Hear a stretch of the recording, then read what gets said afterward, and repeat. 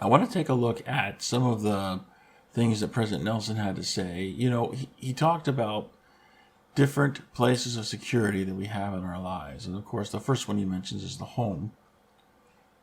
Very appropriate, because I think that the home is the most important place of security. He goes on to mention the stakes of Zion. He goes on to mention the temples. And don't get me wrong. There's a lot of spiritual security that can be found in our stakes and our temples. That said, I think the home is the most important of our places of security. And, the reason why I say that is what I was just talking about in the monologue. Your home is a place of both temporal and spiritual security. We might find some small measure of temporal security. If you're looking at, say, like the stakes of Zion, you might find some small temporal security there. But by and large, the bulk of our temporal security is going to be found in our homes. And of course, the home has always been considered to be a spiritual first line of defense against the onslaughts of the world and the adversary. And so, we really need to take a look at, how prepared are you in your home? How much a place of security is your home? Because this is the place of security to which we're going to repair most often and over which we have the most control. And so I asked the same question I asked in the monologue. What control are you exercising over your home? Is your home a place where you can, find physical security? Is your home a place where you can find financial security? Is your home a place where you can find emotional security?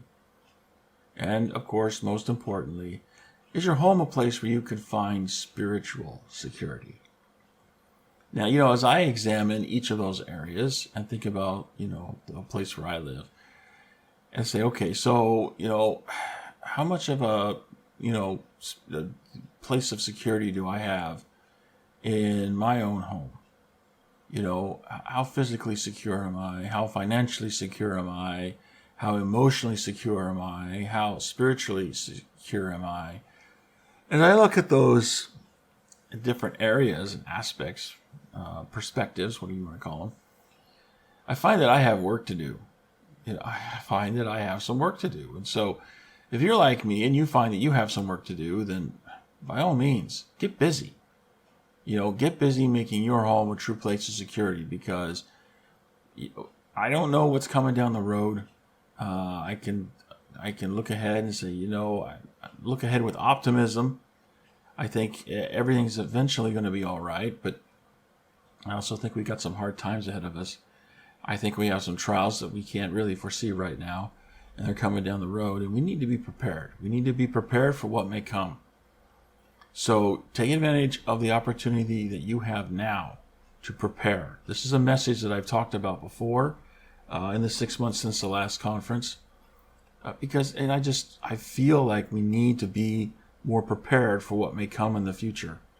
We don't really know everything that's going to come, but we need to be ready. We need to be ready for what may come.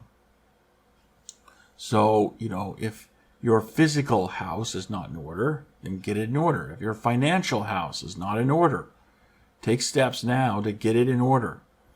If your emotional house is not in order, do something about it. Do something to improve your situation. And of course, if your spiritual house is not in order, well, get on that too.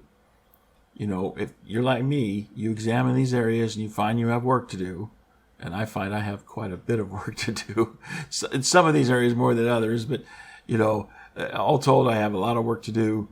And so I need to get busy. And if you're like me and you find you have a lot to do to get your home into the place of security that it really needs to be, then, hey, you need to get busy too. Get busy making your home a true place of security. Howdy, peeps. I hope you enjoyed this clip from the Join the Journey radio program. And if you did, be sure to click subscribe so you can get more clips in the future. And be sure to check out the Join the Journey radio program broadcast every Wednesday night on the Join the Journey radio network. Find more information at jointhejourneyradio.com.